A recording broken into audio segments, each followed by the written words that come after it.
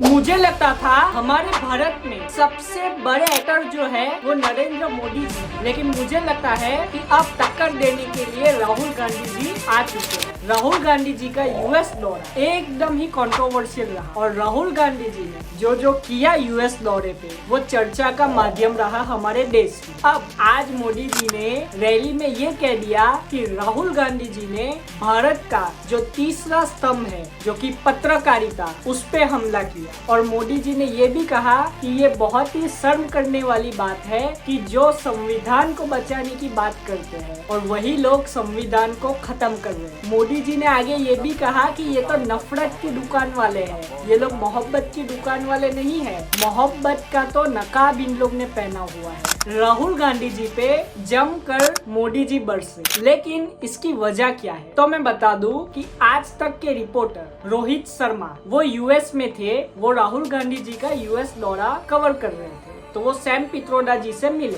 Sam Pitroda जी ने कहा कि कोई बात नहीं, आप आइए और हमारा इंटरव्यू लीजिए। तो 7 सितंबर को रोहित शर्मा जी शाम को यूएस में सैम पित्रोदा जी का इंटरव्यू लेने गए। उन्होंने सैम पित्रोदा जी से 3 सवाल किए और वो जो रूम था जिसमें सैम पित्रोदा जी का इंटरव्यू हो रहा था उसमें करीब 30 कांग्रेस के वर्कर्स भी।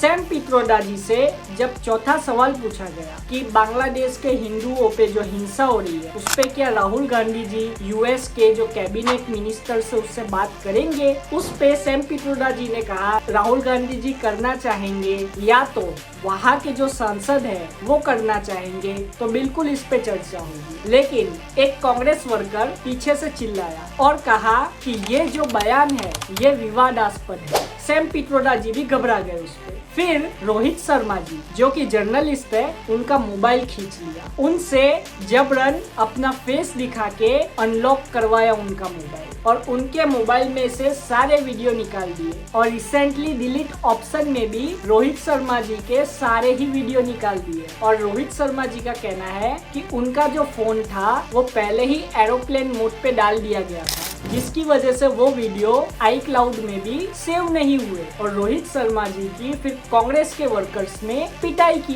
रोहित शर्मा जी ने ये भी कहा कि बंद कमरे में मुझे मारा गया। उससे पहले सैम पित्रोदा जी को फोन आया कि जल्दी से जल्दी वो राहुल गांधी जी से मिलने जाए, तो वो राहुल गांधी जी से मिलने चले गए, लेकिन उनको रूम में बंद करके असॉल्ट किया गया, ऐसा जर्नलिस्ट ने कहा। अब आज तक और इंडिया टुडे ग्रुप बहुत ही बड़ा ग्रुप है, बहुत ही बड़ा न्यूज चैनल है और उनके जर्नलिस्ट के साथ ऐसा होना ये बहुत ही बड़ी बात है। अगर ये सच निकला तो बहुत प्रॉब्लम होगी कांग्रेस को, क्योंकि राहुल गांधी जी संसद के बाहर जाके पत्रकारों से हाथ मिलाते, पत्रकारों को पिंजरों में से छुड़ाते, लेकिन वही राहुल गांधी जी जब फॉरेन में जाते हैं तो हमारे इंडिया के पत्रकारों की पिटाई करते हैं। ऐसा क्यों किया? जब सैम पित्रोदा जी से पूछा गया, सैम पित्रोदा जी ने कह दिया कि मेरे से तो रोहित शर्मा ने अच्छे से बात की, अगर रोहित शर्मा को कुछ प्रॉब्लम थी तो वो मुझे पहले आके कहता, मीडिया में क्यों गया। और ये भी जानने जैसा है कि ये खबर 7 सितंबर की है तो 7 दिन के बाद कैसे बाहर निकली। मोदी जी